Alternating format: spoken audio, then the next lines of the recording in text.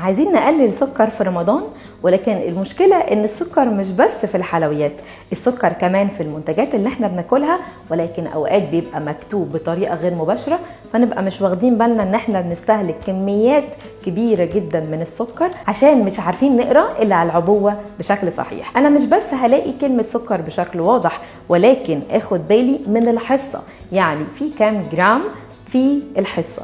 بمعنى ان في ناس ممكن تشوف ان الكمية دي فاكرة ان هي الكمية دي موجودة للعلبة كلها، ولكن دي للحصة الواحدة، معنى كده ان نسبة السكر في العبوة اكبر بكتير.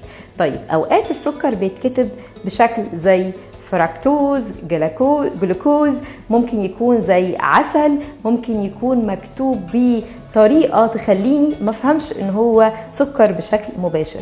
عشان كده لازم اشوف كل الانواع دي مكتوبة ازاي عشان اعرف نسبة السكر اللي بتدخل جسمي قد ايه، واقلل سكر على قد ما اقدر في رمضان عشان يكون صيامي امن وصحي وجسمي يطلع بصحة اكبر من الصيام ومن الشهر الكريم.